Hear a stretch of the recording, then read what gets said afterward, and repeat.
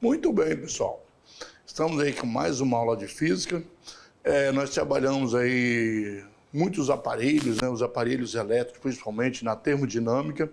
A gente viu, por exemplo, como é que o funcionamento deles, as principais grandezas físicas que trabalham nos equipamentos elétricos é corrente elétrica, resistência elétrica, tensão elétrica. Vimos então que para você funcionar a realização do trabalho dessa energia elétrica, nós temos a potência elétrica, né? Que é a ação do trabalho pelo tempo.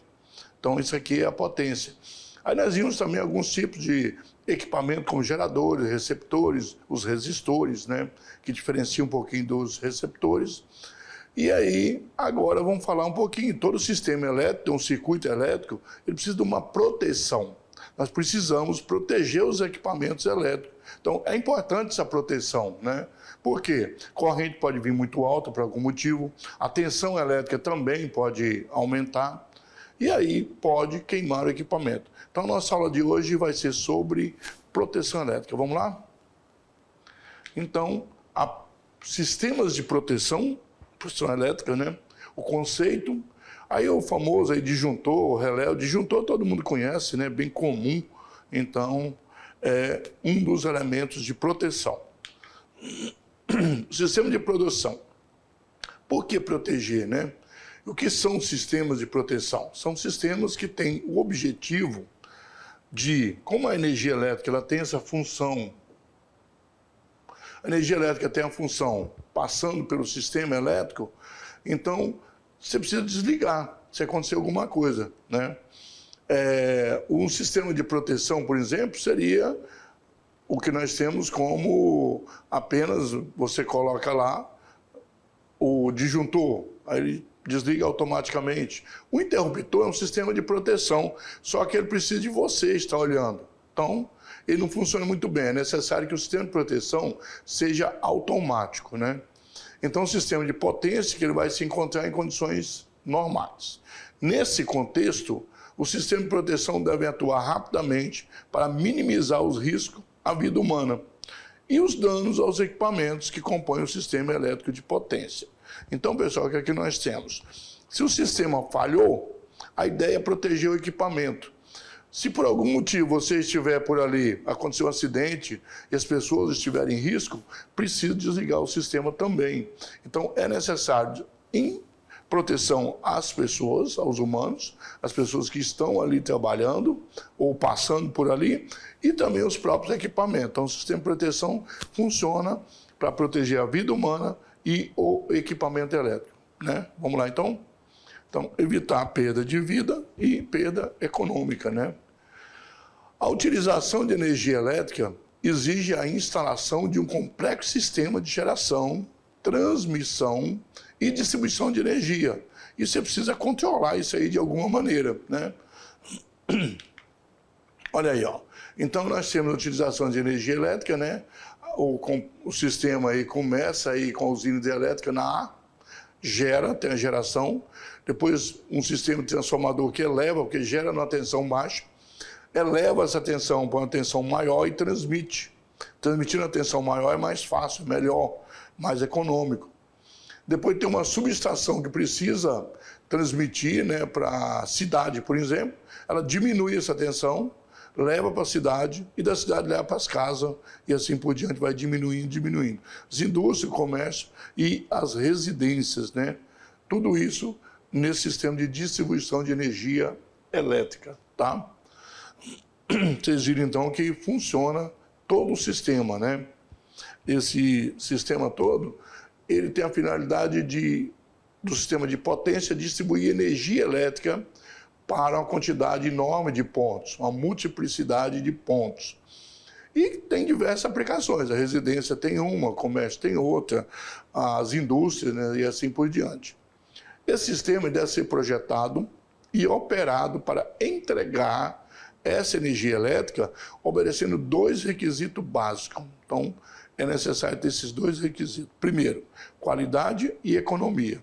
Precisa ter uma qualidade na distribuição, a energia precisa chegar com a tensão normal, não oscilar muito, não ficar desligando, né? Você está lá na sua casa, no seu comércio, de repente acaba a energia elétrica. E aí tem todo um transtorno. nos hospitais, né? Inclusive é obrigatório nos hospitais ter um sistema de gerador próprio. Caiu energia elétrica, o gerador tem que acionar, porque muitas pessoas ali dependem. Durante a cirurgia não pode deixar de faltar energia, né? Então, apesar de ser relativamente antagônico, qualidade com economia, a qualidade te traz um pouco mais de gasto, né? É possível conciliar esses dois temas, utilizando os conhecimentos técnicos e bom senso, né? Tecnologia para isso, então, melhorar a qualidade e também ter uma economia. A estrutura base do sistema elétrico de potência, nós temos aí o verde, o azul e o preto, só para diferenciar.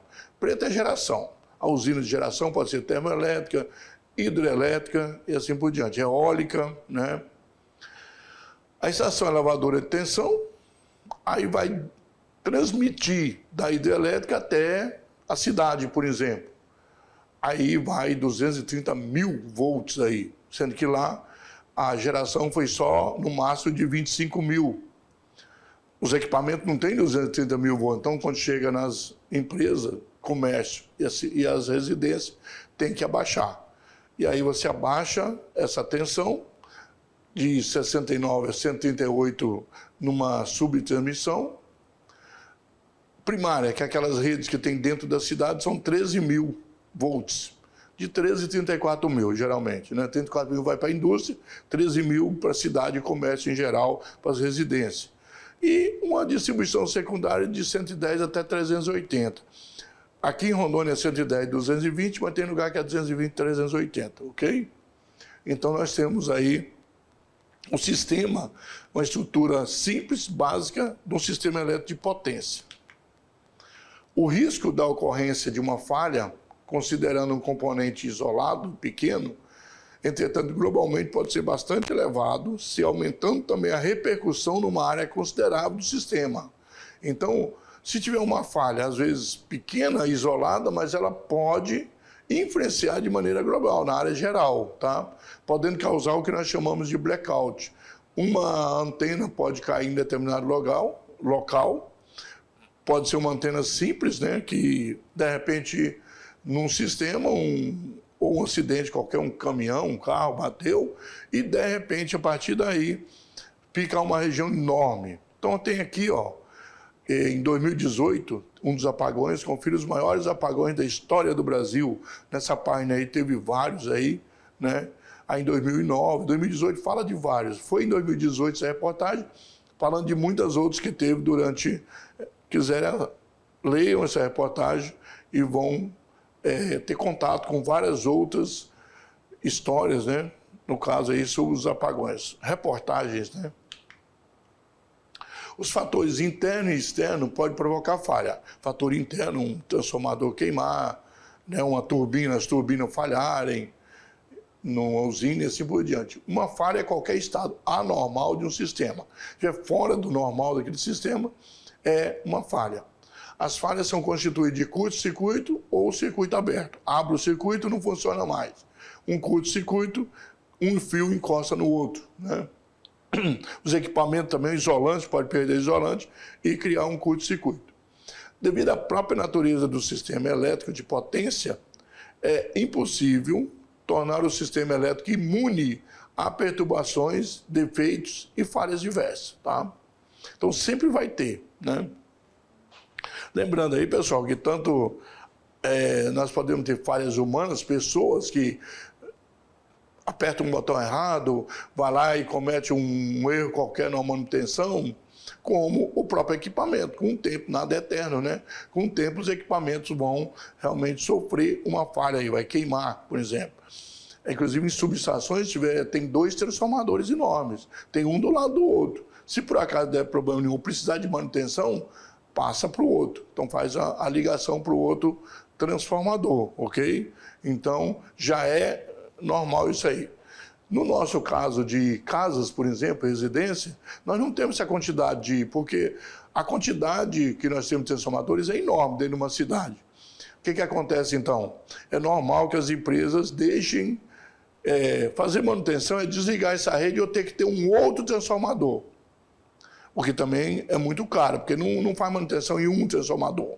Por exemplo, Porto Velho deve ter aí pelo menos mais de 1.000 transformadores, e aí você não vai ter aí 500 transformadores, 200 transformadores para fazer manutenção. O que é que eles fazem, as empresas? Deixam o equipamento queimar, no caso do transformador residencial. Por quê? Com o passar do tempo, ele vai realmente, sem manutenção, ele vai queimar, né? Vai causar uma falha, um curto-circuito. E aí eles vão lá e trocam o transformador. Nesse caso, para eles é mais barato. E a gente fica um tempo sem energia na casa da gente, esperando trocar. Mas as empresas fazem isso porque não dá para colocar transformadores o tempo todo, ficar colocando transformador em paralelo. Ter 2 transformadores, não tiver 1.000, tem que 2.000. Não funciona. Então, nesses casos. Mas indústria, usina hidrelétrica, subestações, todas elas têm, porque são muito mais caros, mas também porque um transformador chega a ser de 1 a 3 milhões um transformador de reais. Então, aí compensa você não deixar ele estragar por manutenção, ok? Vamos lá, então? Então, as falhas acontecem, né, por tempo de uso, ou por falha humana, ou por acidentes, né? Condições, por exemplo, de tempestade, etc., relâmpagos. Condições anormais de um sistema de potência vão resultar em quê? Na interrupção do fornecimento de energia elétrica. Você fica sem energia, né? Podendo ocasionar danos aos componentes do sistema. Porque quando volta, pode voltar a energia com a corrente muito alta. Quando desliga também, o sistema desliga sozinho, sem avisar. Principalmente computadores, essas coisas podem ser danificados. Os esquemas de proteção são planejados para receber as informações das grandezas elétricas, V é tensão, né, volts, A ampere corrente, Hz é hertz é frequência, em tempo real, de forma a atuar sempre que condições anormais ocorram, ok? Normalmente, nós temos 2 situações que podem produzir danos, que são sobrecarga de longa duração e os curtos-circuitos, né? Aqui uma reportagem de 2018 também, o ANS, né, ele investiga apagão que deixou parte da região norte sem energia, tá? Então, foi investigado pelo órgão nacional aí, né, para poder ver o que aconteceu e tal. De repente, uma falha, pode ser humana ou falta de manutenção, para prevenir as empresas, para elas cuidarem, para que não aconteça de novo. As consequências dos curtos-circuitos. A corrente de curto-circuito, de acordo com a lei de Joule, ela provoca dissipação de potência na parte resistiva, aquecendo muito, né? Então vai provocar um grande aquecimento, tá? No ponto da falta ou da falha, né? Este aquecimento e o formato do arco podem provocar uma destruição que pode ser de grande prejuízo. Dependendo da corrente de curto-circuito, ICC é corrente de curto-circuito. E do tempo, né, que nós temos ali, essa corrente de curto-circuito fica ali. Então, portanto, para uma dada corrente de curto-circuito, o tempo T deve ser menor possível para reduzir os danos. Quanto menor esse tempo de curto-circuito, desligar os aparelhos, menos calor produz, então os danos são menores. A queima do equipamento pode até recuperar muita coisa. Não vai queimar tanto, né? Que vai realmente com calor, vai queimar o equipamento, vai pegar fogo, etc. Tá?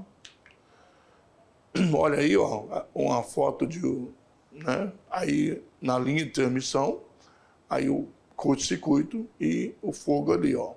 Aqui numa tomada também, vocês têm a tomada, pegando fogo ali, ó, na hora queima o plástico, né? O ar. Então você tem aí os curtos-circuitos provocados pela junção de um fio elétrico com o outro. Quando encosta no outro, o isolamento na tomada rompeu, encostou um fio no outro, o calor é imenso para a corrente elétrica do curto-circuito e aí pega fogo. Fogo é normal nessas situações. O sistema de aterramento é uma maneira de você ajudar com a fuga de corrente.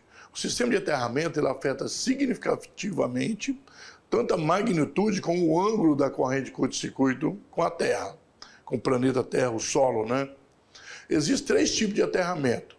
Um sistema não aterrado, um neutro isolado, um sistema aterrado por impedâncias e um sistema efetivamente aterrado. Então nós temos várias maneiras de ter o sistema com aterramento e sem aterramento, né?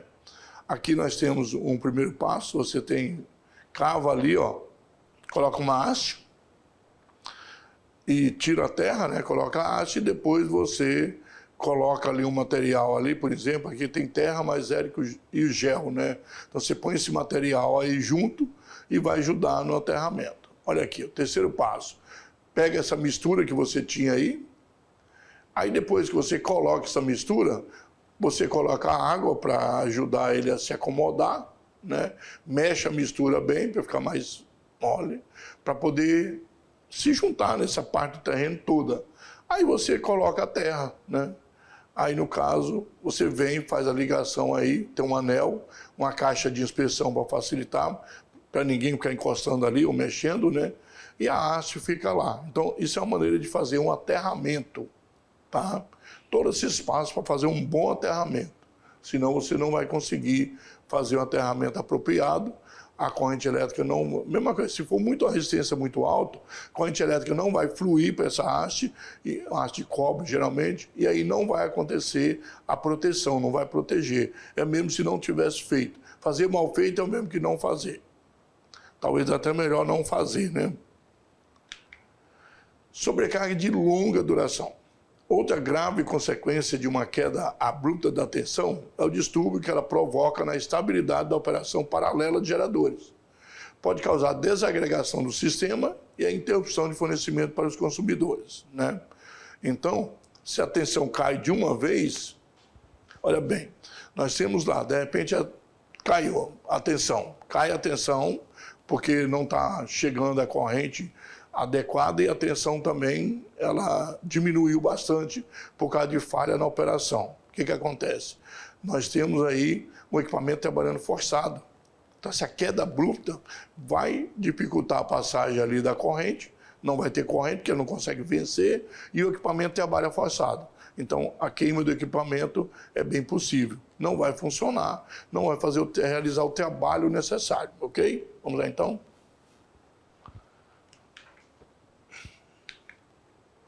A sobrecarga em equipamento é causada pela passagem de um fluxo de corrente acima do valor nominal. Então, às vezes, a corrente vem muito alta, né? E, sendo frequente em equipamento, acelera a deterioração da isolação, causando curto-circuito. Então, olha bem, pessoal, se você tem uma corrente muito grande, a corrente, quando passa, corrente maior, ela provoca também um calor maior, que é chamado efeito Joule. Com esse calor maior, o que acontece com essa proteção? Geralmente é o plástico ali, ou a resina, ela vai, com determinada temperatura, ela vai derreter. Derretendo, não vai ser mais o isolante, não vai isolar. Ou vai deteriorando, e chegar a um ponto, deixa de isolar e vai acontecer o curto-circuito. Pode ser que não aconteça naquele momento, um dia, uma hora vai acabar acontecendo. Então, várias sobrecargas, esse isolante deixa de ser isolante. Você vê alguns fios, por exemplo, você vai mexer na sua casa, às vezes está mal apertado ali, você vê que o plástico está bem esticado já, porque já esquentou várias vezes e voltou, né? Então, a corrente também causa isso. Vamos lá? Essa corrente alta, ela acaba com a isolação, vai deteriorando a isolação. A subfrequência e sobrefrequência, a frequência também, nós chamamos de 60 Hz, né? Ela pode desequilibrar a geração e a carga, tá? Nós temos casos de motores que eles funcionam na frequência certinha, se mudar, aí você tem que parar todo o sistema para voltar aquele motor e colocar ele na frequência correta. Sobretensão, tensão muito alta. É provocado pela súbita retirada da carga, de repente você tem lá a usina hidrelétrica sai de operação, né? Aí os geradores, principalmente o hidrogerador, que são geradores de usina hidrelétrica, eles disparam, né, porque você tira a água e eles movimentam muito rápido e as tensões nos terminais aumentam, porque ele começa a girar na velocidade muito mais alta que poderia. Então eles podem comprometer as isolações de desenrolamento também com tensão muito alta.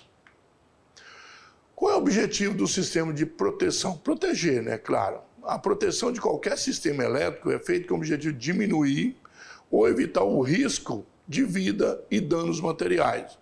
O risco de vida do material e danos ou das pessoas também. Quando ocorrer situações anormais durante a operação do mesmo. Então, Por exemplo, nós estamos trabalhando, a pessoa está trabalhando numa indústria, né? Nós temos lá o técnico, aí de repente tem uma falha. Aí, se ele estiver por ali e tiver uma subtensão, uma corrente muito alta, o que pode acontecer? Era baixinha, tudo bem, ele estava ali. Ele pode encostar e ter um risco. Se ele, por acaso, encostar no equipamento, o equipamento estiver fora do controle ali, ou mesmo no controle for um risco para ele, quando começar esse processo, a corrente vai aumentar para chegar até o técnico, a pessoa que estiver ali, ou uma outra pessoa imprudente, alguma coisa, e o sistema vai desligar. Então, esse sistema precisa desligar para que não ocorra aí um risco à vida humana e nenhum risco também à perda dos materiais. Vamos lá, então? É importante isso aí. A proteção deve eliminar o defeito o mais rápido possível, de modo a deixar o menor número possível de consumidores sem energia elétrica. Parou, desligou, se for uma subestação, vai deixar muita gente sem energia elétrica. Para atenuar os efeitos das perturbações, o sistema de proteção faz o quê? Primeiro, deve assegurar o melhor possível a continuidade da alimentação. A alimentação da energia elétrica, para que ela possa retornar. Salvaguardar vidas, material e as instalações da rede. Então, evitar que as pessoas possam sofrer aí um choque, perder a vida, né? E os materiais possam se deteriorar e as redes continuam funcionando normalmente, tá? E para cumprir os objetivos, o que deve acontecer? O sistema elétrico deve alertar os operadores. Teve uma aula aí que nós falamos das cores das lâmpadas que tinham, os botões tinham lâmpadas e tinha cores diferentes, né? Se tiver alguma coisa errada, o sistema precisa informar alguém com as cores. Nós vimos vermelho, laranja, azul, branco, assim por diante. Verde, né? Deve também o objetivo de isolar, quer dizer, retirar de serviço o trecho defeituoso do sistema. Evitar primeiro o pequeno trecho, se não puder o outro em cascata, né? Até que talvez todo o sistema saia fora. Mas a ideia é ir tirando de serviço apenas o sistema, a parte que tiver defeito. Se, por exemplo, houver um curto-circuito, proteger e evitar o agravamento dos danos aos equipamentos principais. E ou reflexo sobre toda a rede. Porque, na verdade, o curto-circuito, pessoal, olha bem, quando aconteceu o curto-circuito, já houve, né? A questão já esquentou, aumentou a temperatura muito, só que quanto mais tempo ficar com essa temperatura alta, pior vai ser. Então, precisa agir o mais rápido possível. Não dá para agir antes só com prevenção. Manutenção, né? A prevenção é a manutenção e sempre o técnico está olhando. Mas quando acontece, precisa o sistema agir o mais rápido que puder. Vamos lá, então? É isso que é objetivo, na verdade, dos sistemas de proteção, tá? Quais são os tipos, né, de sistema de proteção que nós temos mais comum? Disjuntor e relé são os mais comuns. Basicamente, um sistema encontra-se o seguinte tipo de proteção: disjuntores, relés e fusível, tá? Bom, os disjuntores, eles desligam, os relés também desligam assim que aparece o defeito. Os fusíveis, eles queimam, para evitar que o aparelho queime. Eles são baratinhos, né? São muito mais baratos. Então, eles queimando, o equipamento está, no caso, salvo, né? Proteção contra incêndio, evitar o máximo possível a corrente de curto-circuito para que não haja incêndio, que depois que começa, sabe que incêndio em equipamentos elétricos e plástico, eles têm dificuldade em apagar, né? Contra descargas atmosféricas e surtos de manobra, que são, no caso, dos para-raios. Então, sabe que as descargas atmosféricas, os relâmpagos, né? Os raios com relâmpagos de trovões aí, de sempre causam grandes problemas aí nas redes. E precisa também estar atuando. Aí o para-raios é a melhor maneira. Esses para-raios da rede, pessoal, às vezes uma rede muito grande, de 300, 600 mil volts, né? Você tem um fio por cima deles. Aquele fio não é energia elétrica. Aquele fio é para que o relâmpago, quando chegar, atinge primeiro aquele fio. Essa descarga elétrica atmosférica que chegou até ali vai ser levada e aí é aterrado nesse sistema, levado que é o para-raio. Na verdade, aí é o sistema de para-raio feito na linha de transmissão. Um fio que vai por cima, atingindo ele primeiro, aí o sistema leva para a terra e não atinge o sistema, que é a rede de transmissão. Vamos lá, então? Um disjuntor, ele é um dispositivo eletromecânico, né, porque ele trava, desliga e liga de maneira mecânica, que funciona como um interruptor automático. O interruptor nosso de dia a dia na casa, você tem que apertar com o dedo, né? E aí, esse não, o disjuntor, ele consegue perceber uma corrente alta e desliga. Então, ele é destinado a proteger uma determinada instalação elétrica contra possíveis danos causados por curto-circuito e sobrecargas elétricas. Então, aumenta a corrente elétrica, o curto-circuito, a sobrecarga, e aí o que acontece? Ele desarma, né? A função do disjuntor, a mais básica, é a de detectar picos de corrente que ultrapassam o adequado, que é o equipamento suporta, né? E aí, interrompendo imediatamente antes que os efeitos térmicos, que esquenta muito, e mecânico possam causar danos à instalação elétrica protegida. A sua casa, né, geralmente nas casas, e os disjuntores que tem para cada parte da rede da sua casa. Tem vários disjuntores numa casa, né, tendo essa ideia de desligar quando ocorrer um curto-circuito.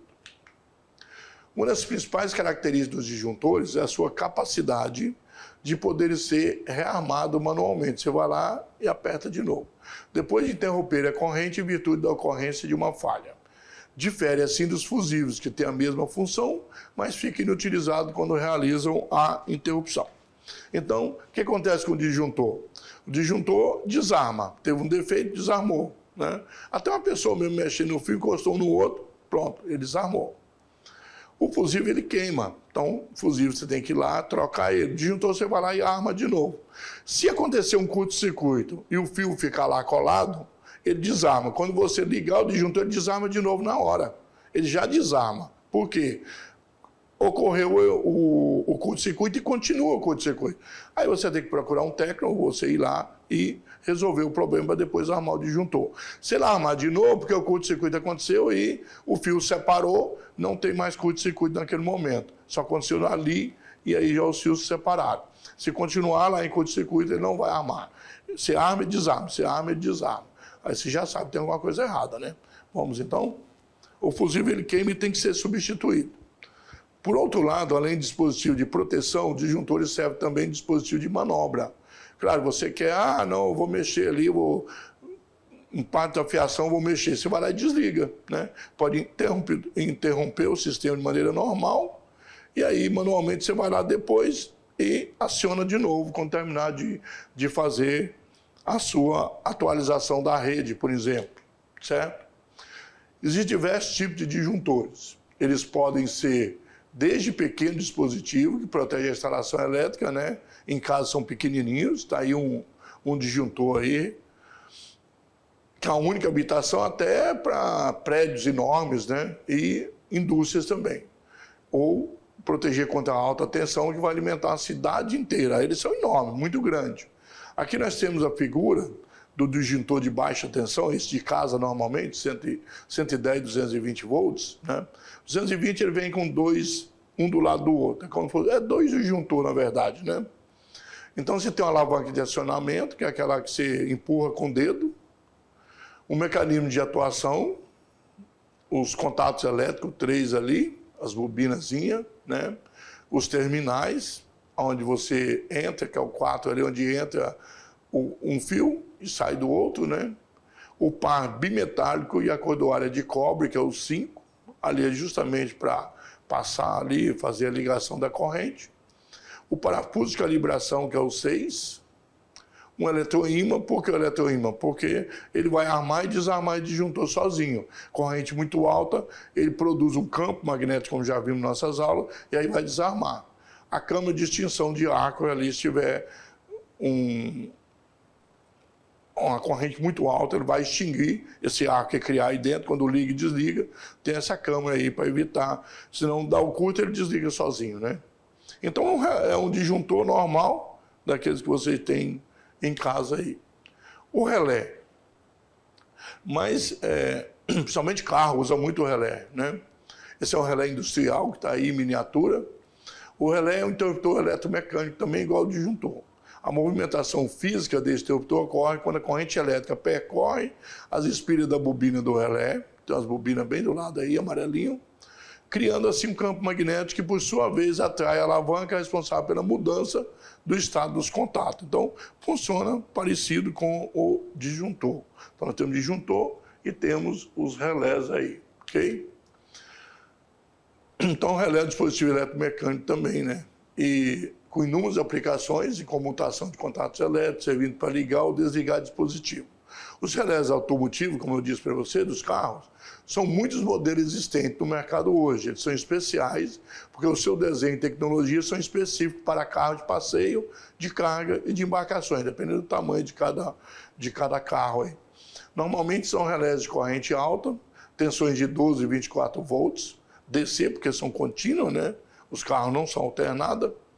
Alguns com proteções de suas bobinas utilizando diodos e resistores. São muitos modelos, né? Com fixações laterais ou de topo. São relés para controle de faróis, limpador de para-brisa, lanterna, motoventilador, iluminação, alarme, motor de partida e assim por diante. Vamos ver um exemplo aqui? Olha aqui, o relé térmico é um dispositivo de proteção para motores cuja função é protegê-lo contra o quê? Ó, se você tem um relé térmico e ele protege os motores contra o quê? Bom, sobre frequência, porque mudou a frequência, ou a subfrequência, frequência mais alta, frequência mais baixa, uma sobrecorrente, uma corrente maior, ou uma tensão maior sobre tensão, ou de curto-circuito. Bom, bem simplesinho aí, ó. Ele é de sobrecarga, o relé térmico, né? É um dispositivo de proteção contra sobrecargas elétricas. Os curto-circuito ou outra sobrecarga, de todas elas, tá? Então, esse relé é intercalado nas fases do motor para detectar a intensidade de corrente solicitada pelo motor, certo? Então, sobrecorrente, tá? Então, qualquer sobrecorrente, não só de curto-circuito, que aumenta a corrente, mas também. Então, se fosse só curto-circuito, aí a gente marcaria a letra E, mas além a corrente pode aumentar também e não chegar a um curto-circuito, por problemas do próprio sistema, né? Então, qualquer corrente alta, o relé térmico aumenta a corrente, aumenta a temperatura, ele desarma. A gente sabe disso, tá? E os fusíveis? É um dispositivo de proteção contra sobrecorrente, não é de tensão, tá? Consiste de um filamento ou lâmina de um metal ou liga metálica, né? Que tem um baixo ponto de fusão, porque ele tem que derreter. Derretendo, não há mais o caminho da corrente elétrica, o circuito fica aberto, aí para de passar a corrente. Que se intercala entre o ponto de uma instalação elétrica para que se fundir e derreter, né? Transformar de sólido para líquido, de líquido, enfim, até vapor ali. Em seguida, né, ele pode até muito alto transformar direto para vapor. Quando a intensidade de corrente elétrica que o percorre superar um determinado valor, devido a um curto-circuito ou sobrecarga, o que poderia danificar a integridade dos condutores com risco de incêndio ou destruição dos elementos do circuito que tem ali, não todos, mas de alguns. Aí ele simplesmente derrete, funde-se. Fusível e outros dispositivos de proteção contra sobrecorrente é uma parte essencial de um sistema de distribuição de energia para prevenir incêndio ou danos a outros elementos do circuito. Tá aí, o mais comum é esse cilíndrico aí, que tem aparelho de televisão, de rádio, A maioria dos aparelhos assim, eles têm computadores, tem esses fusíveis aí, né? No sistema de entrada, né? E aí você pode, com isso, ele vai queimar, você tem que trocar, não tem jeito. Aí você procura saber o que aconteceu, né? Porque se você trocar, vai queimar de novo se o problema estiver acontecendo ainda. Olha aí, vários modelos, né? Bem diferentes um do outro. O mais comum são esses cilíndricos. Olha os tipos de fusível que você pode ter. São muitos fusíveis, tá? Então isso aí depende de quem fez, né? De cada equipamento elétrico que vai ser utilizado. Quais as características importantes do fusível? A corrente nominal, é o valor de corrente que ele deve suportar sem se fundir, então precisa de um valor, que é o valor que o equipamento vai funcionar normalmente, né? Ela vem escrita no fusível, no aparelhinho, né? No equipamento. A corrente de ruptura é o valor máximo de corrente que o fusível consegue interromper, a partir dali. A corrente convencional de atuação é o valor específico de corrente que causa a atuação do dispositivo de proteção em um tempo determinado. A curva característica, que é a relação entre o tempo necessário para interromper, em função, porque começa a esquentar, a passar a corrente, ele leva um tempo para fundir, não funde automaticamente, certo? Alguns segundos, mas acontece, tá? As descargas atmosféricas, nós temos muitos famosos raios, né? Relâmpagos e trovões aí. Podem envolver uma ou mais fases, tá? Podem gerar sobretensões de forma direta ou indireta. Cai no transformador, na linha, né? E aí o transformador aumenta também, a linha aumentou, o transformador aumenta. Redistribuição são mais afetadas, devido ao baixo grau de isolamento, que elas ficam muito expostas, né? Para evitar descarga direta, são usadas blindagens, como cabos guarda, para-raios de haste instalado e assim por diante. SE subestações, tá? Na cidade, edificações e outras estruturas auxiliam na blindagem, tá? Ajuda muito. Porém, não impede a indução. A indução ocorre e passa pelo transformador e chega, aumentando a corrente do transformador e chegando até a sua casa, tá? São protegidas com o uso de para-raios de linha e supressores de surto, como centelhadores, varistores, o diodo Zener, ao para-raio de linha e um centelhador ali, ok? Então, tudo isso são utilizados. O diodo Zener também é utilizado e o varistor de alta tensão utilizado mais em subestações e linhas de transmissão, tá? Para ondas com tempo longo de decaimento, aí há os relés de sobretensão. Esses relés de sobretensão, porque às vezes não é só corrente elétrica, a tensão também provoca aumento de tensão, provoca também queima de equipamento, ok? Então, pessoal, olha bem, você viu aí os sistemas de proteção, né? Os mais comuns disjuntores que você tem em casa normalmente aí. Ele tem um eletroímã, porque o eletroímã vai gerar um campo magnético, como nós já vimos em aulas. Aí vamos ver mais tarde no eletromagnetismo, bem melhor. Então, vai produzir, esse campo magnético vai acionar o disjuntor e aí desarma ele, tá? Ao desarmar, não passa corrente elétrica. Não passa corrente elétrica para sua casa, então também você não tem o problema aí de chegar a queimar muitos equipamentos, ou o próprio equipamento haver aí uma falha no equipamento, uma queima, mas menor, que possa ser recuperado, né? Então, além do disjuntor, nós temos relés. Relés são usados mais em automóveis, no lugar de corrente contínua, né? Porque da corrente alternada não precisa desse campo magnético. Tem uma bobina também, faz a mesma coisa para desarmar. A bobina, ela funciona para desarmar. Nós veremos melhor nas aulas de eletromagnetismo. Na unidade 3, nós trabalharemos melhor essa questão do campo magnético, utilizando nos equipamentos para resolver esse problema. E nós temos os fusíveis. Fusível queimou, tem que trocar. Não tem jeito. Mas melhor queimar um fusível, é até barato, do que queimar o equipamento, correto? Então, olha bem, esses sistemas de proteção precisam proteger os equipamentos contra tensão alta, principalmente contra corrente alta, ou curto-circuito, que produzam corrente alta e produz calor e produz incêndio, ok? Então, lembrando que a nossa aula continua.